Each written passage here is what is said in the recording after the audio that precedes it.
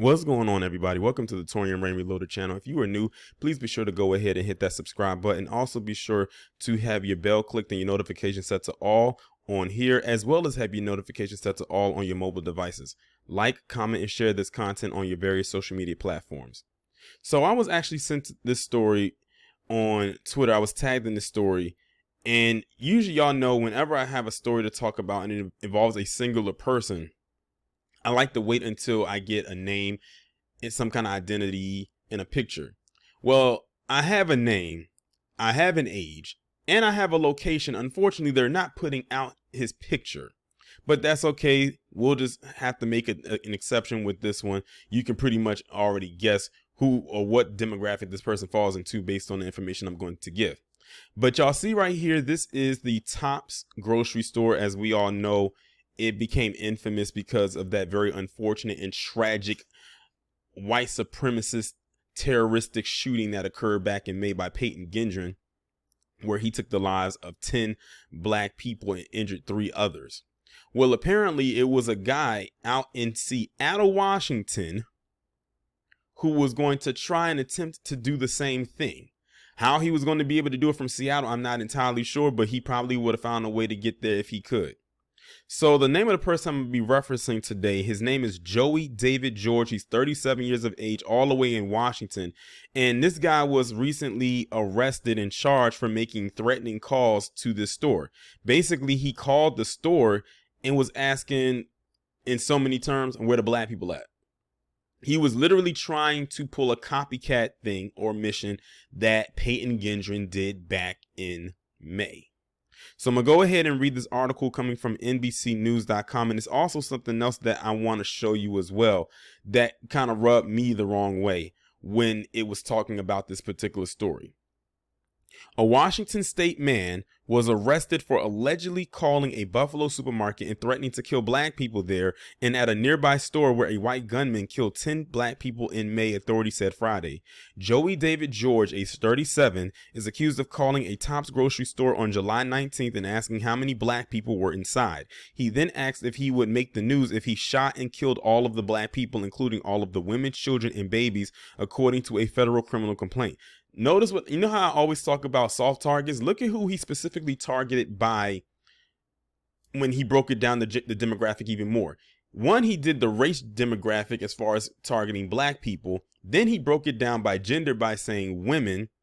Then he said children, which could be boys and girls, and babies, which will fall into the infant, toddler, newborn category. He didn't say anything about the men. I just wanted to point that out there. George went on to say that he had assault rifles and was a really good shot and could pick off people from the parking lot, the complaint says. See, this is the part right here where we always tell you about the privilege that white people have in this establishment, to the point where this guy is calling from another state. And I'm not talking about a state that's nearby or even a state that's on the same coast. He's calling all the way from the West Coast, where there's a 3-hour time difference, and saying what he was planning or going to do, and broke down who he was going to specifically target. And they're giving, as far as I know, they're giving him very minimal charges, as if they're not supposed to take this threat seriously. Oh, he's not in the same state, so what? It's nothing for him to just hop on a plane and just fly over if he wanted to. And see, the thing is, when white people say that they don't know what white privilege is, or they don't have white privilege, that is a lie. They know what it is. They flex it every chance they get, like this person who did it right now. The fact that he could pick up the phone, call this store from Washington to New York and say, where's the black people at? Oh, because I'm going to come and, shoot and kill black people, women, children, and babies. And I'm going to kill them from the parking lot. How many black people are in the store?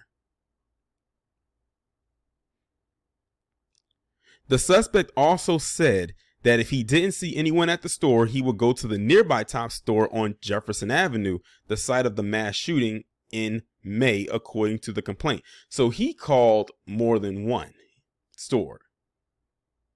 This guy was trying to pretty much outdo Payton Gendron, is what I'm gathering. The next day, George called back and ranted about a race war. This is what happens in a blue state, he said, according to the complaint. The caller tried to mask his phone number by using *67, but the FBI was able to trace the calls to George's phone. The complaint says the calls to the Buffalo Top store were the latest in a series of racist threats made by George, the FBI says in the complaint. On May 12th, he called a Sherry's restaurant in Pies in San Bruno, California, and threatened to shoot any black or Hispanic customers in the restaurant if it didn't close in 20 minutes. Now, that's the part that I wanted to point out there. And I didn't think they was going to mention this in an article. Notice they had to do the black and brown thing again. Like I said, they found a way to shoehorn another group in there when it's our issues. Now, the article was up until this point literally focused only on black people, but the minute that it gets to the halfway point or a little bit beyond the halfway point, they shoehorn the and brown aspect into it. And last year, he made similar calls to stores and restaurants in Maryland and Connecticut, the complaint says.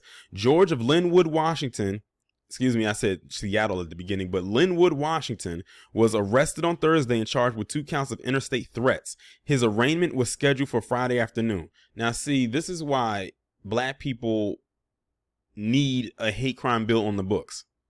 Because, see, and that's the thing, the longer black people don't have a hate crime bill on the books, the more and more people like him are going to do this, knowing that there's going to be minimal repercussion, if there's going to be any consequence at all.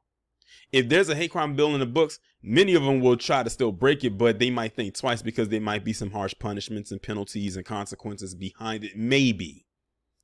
Because they'll probably try to find a loophole in there. But I'm not surprised they didn't put a hate crime bill in the books for black people as of yet, because they still don't want to give us our well, they're not going to give us anything. They're still trying to not cut the checks. I'm sorry. Forgive me.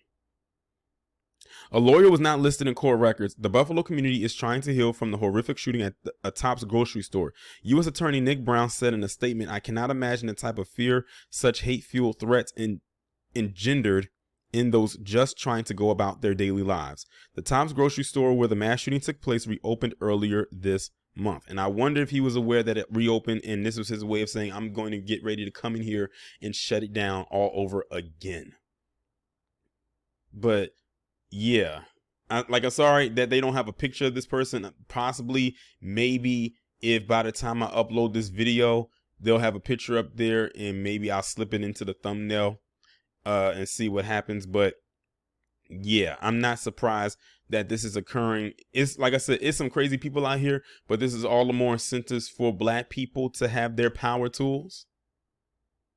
I know that New York is very iffy with their gun laws, but hey, sometimes you're gonna have to bend that law in order to protect yourself. And if a charge comes your way, it's just what it is. I'd rather live with the charge to my name knowing that I defended myself than to die knowing that I could have defended myself and I didn't.